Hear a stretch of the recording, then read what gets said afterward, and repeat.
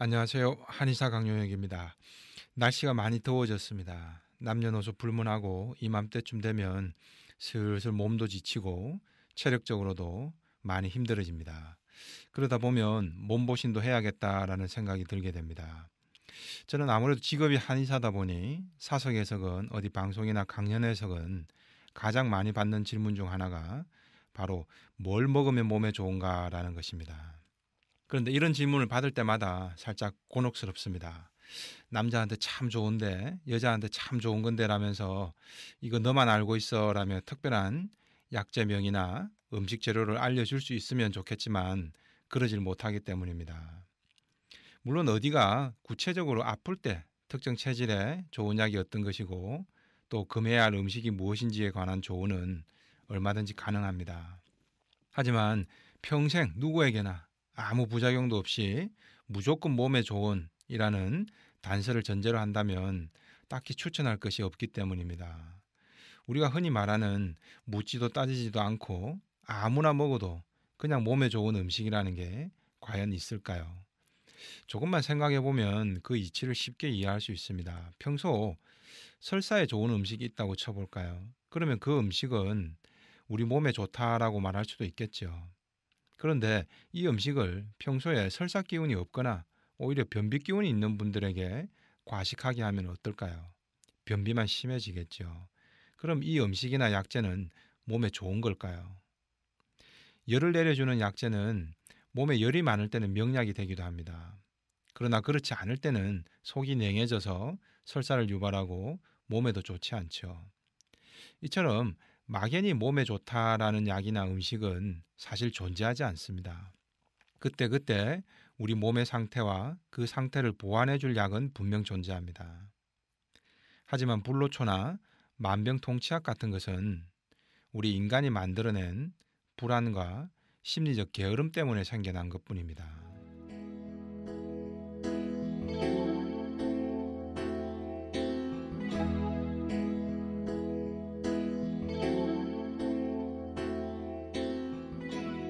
사실 저를 비롯해 저희 가족들 또한 건강관리를 위해 지속적으로 먹는 약이 없습니다. 그럼 건강에 아예 신경을 안 쓰냐? 그건 아닙니다. 건강관리를 위해서 흡연이나 과음, 수면 부족을 피하고 꾸준히 운동을 하고 있습니다.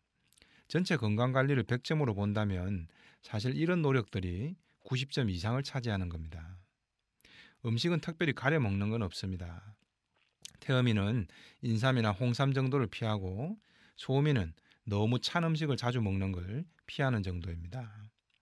무얼 먹어서 건강해지리라는 기대보다는 무얼 안 먹어서 건강해질 것인가를 찾는 것이 현명합니다. 술, 커피, 담배, 패스트푸드, 조미료, 감미료가 많이 든 음식, 맵고 짠 음식 이런 것들 피할 것이 너무 많습니다. 사실 이게 더 중요하죠. 축구에서 한 골 넣으면 뭐합니까? 세 골, 네 골 내주면 시합은 지는 거죠. 그래서 음식에 관해서는 몸에 좋은 무언가를 별도로 찾아 먹는 노력보다는 몸에 안 좋은 걸 피하려는 노력이 훨씬 더 중요합니다. 그런데 이와 관련된 정보는 여러분도 너무나 잘 알고 계시고 너무도 상식적이어서 정보랄 것도 없죠. 뭔가 혹할 만한 내용을 원하는 대중들에겐 재차 거론하기도 민망합니다. 하지만 이게 기본이죠. 운동이든 공부든 건강관리든 기본이 지켜지지 않고 나머지 부가적인 것에만 매달려봐야 소용이 없는 것 아닐까요? 그런데 이런 건강관은 건강보조식품을 통해 자신의 건강을 지킬 수 있다고 믿는 분들께는 별로 도움이 안 될 듯 싶습니다. 또 건강보조식품을 많이 팔아야 이익이 남는 기업 입장에서도 썩 달갑지 않은 가치관이죠. 대신 건강보조식품을 많이 팔기 위해서는 어떻게 해야 할까요? 우선 인간의 생로병사와 관련된 불안을 자극해야 합니다. 세상의 온갖 질병들에 우리는 다 노출되어 있습니다. 누구라도 어떤 병도 다 걸릴 수 있습니다. 이는 인간의 태생적 불안이죠. 이런 불안들을 일부러 더 자극하고 건드려야 하는 겁니다. 그러면 우리는 마치 특별한 뭔가를 건강을 위해서 해야만 할 것 같은 생각들을 갖게 됩니다. 여성 갱년기가 어떻고, 노화가 어떻고, 면역이 어떻고, 홈쇼핑의 쇼 호스트들이나 쇼 닥터들의 이야기를 듣고 있으면 한편으론 너무 불안해집니다. 그런데 이럴 때 건강보조식품 하나면 다 해결될 것처럼 무지갯빛 환상을 부추깁니다. 이런 불안과 환상을 연결시키는 것은 바로 약장수들의 스토리텔링인 겁니다.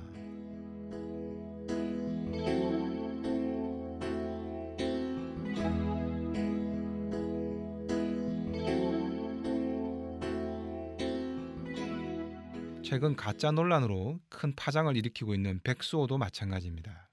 사실 한의사들은 임상에선 그다지 많이 쓰는 약재가 아닙니다. 저도 지난 20년 동안 몇 번밖에는 처방해보지 않은 약입니다. 그렇게까지 명약이고 좋은 약이라면 저도 안 쓸 이유가 없죠. 그런데 이게 최근 몇 년 사이에 온 국민들이 다 알 정도로 유명세를 타고 특히 여성들의 갱년기에 좋은 명약으로 둔갑이 됐습니다. 이 또한 불안 마케팅의 승리라고 봐야겠죠. 건강보조식품 회사들은 중년 여성들에겐 고민거리이자 불안 요소일 수밖에 없는 갱년기라는 아킬레스건을 건드린 겁니다. 여성들에게 갱년기란 이제 여성 호르몬 분비가 줄어들어서 나는 이제 여성으로서의 삶은 끝인가라는 우울과 불안 요소로 느껴지기에는 충분한 것이기 때문이죠. 이때 백수호라는 약재가 약장수들의 눈에 띈 거죠. 백수호라는 약재명을 한자로 풀어보면 흰 백자, 그리고 수는 머리 숫자, 오는 까마귀 오자로 까마귀처럼 검다라는 뜻도 있습니다. 즉 백수호라는 이름은 백수, 즉 흰 머리카락을 까마귀처럼 검게 만든다라는 히스토리에 기반해서 만들어졌습니다. 실제 동의보감이나 본초학 교과서에도 보면 흰머리나 수염을 검게 만드는 효과에 대한 언급이 있습니다. 그렇다면 이 약만 많이 먹으면 과연 사람이 늙지도 않고 흰머리도 안 나고 노화도 진행이 되지 않게 된다, 그런 의미일까요? 그렇지 않습니다. 이는 앞뒤 전제 조건이 다 생략된 채 자신들이 보고 싶은 부분만 말을 떼어내 갖다 붙인 거죠. 아버지가 방에 들어가신다라고 해야 할 것을 아버지 가방에 들어가신다라고 하는 격이죠. 어찌된 영문인가 하면 한의학에선 간과 신장의 정과 혈이 훼손되면 흰머리가 일찍 나게 되는 현상이 생긴다고 봅니다.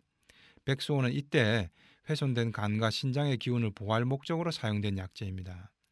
사실 동의보감 등이 쓰여질 과거에는 서민들의 경우 영양 상태라는 것이 너무 부실하고 못 먹고 굶주린 사람들이 많았겠죠.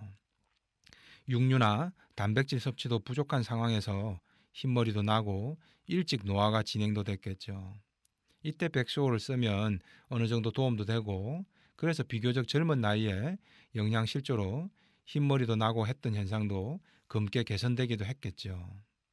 무턱대고 백수호만 아무 때나 쓰면 흰머리가 검은 머리로 개선되고 갱년기 증상이 개선된다라고 할 수는 없는 겁니다.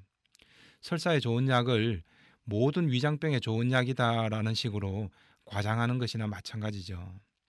흰머리가 나는 증상도 간기가 울체되거나 간열증으로 인한 경우라면 오히려 백수호를 쓰면 부작용이 나타날 수도 있습니다. 그래서 백수호 역시도 정확한 진단하에 신중하게 적응증에만 써야 하는 한약재인 겁니다. 그런데 이를 건강보조식품으로 많이 판매하기 위해서는 앞뒤 전제 조건을 다 잘라버린 거죠. 대신 흰머리도 검게 만들 정도로 누구에게나 좋은 약인 것처럼 둔갑시킨 것이죠. 애초에 모든 갱년기 증상에 무조건 좋은 약도 아니고 회춘과는 거리가 더더욱 멉니다. 백수호가 몸에 좋냐 나쁘냐는 식의 흑백 논리는 무의미하겠죠. 어느 때는 명약이 될 수도 있고 또 어떤 때는 독이 될 수도 있는 약인 겁니다.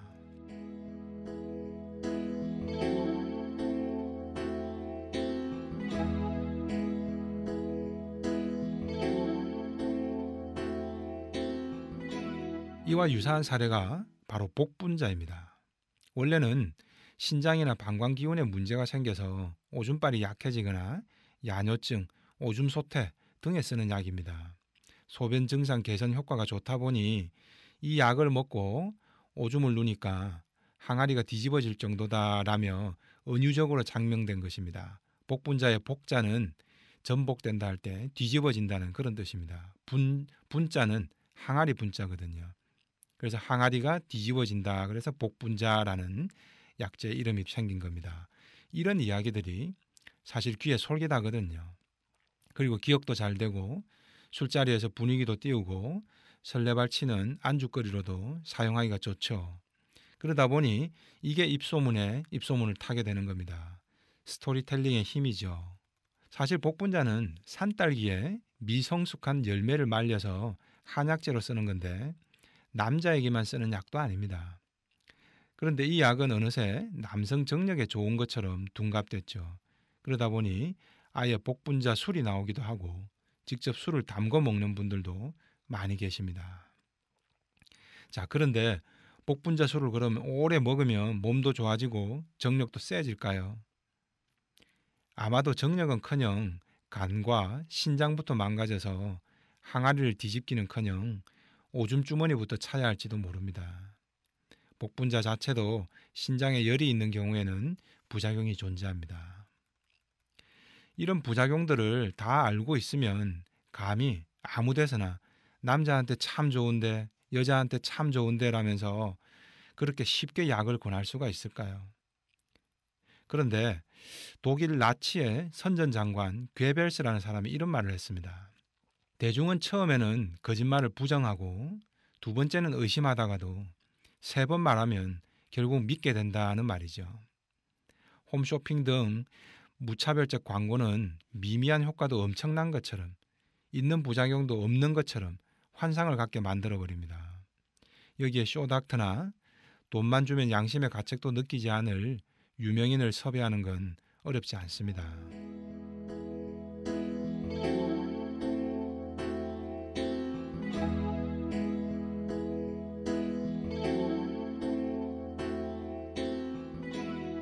결국 제2, 제3의 백수호 사태는 앞으로도 계속 나올 겁니다. 백수호나 복분자가 아니더라도 누군가가 또 다른 약초에 새로운 스토리텔링을 덧입혀서 불안과 환상을 버무려 낼 것입니다.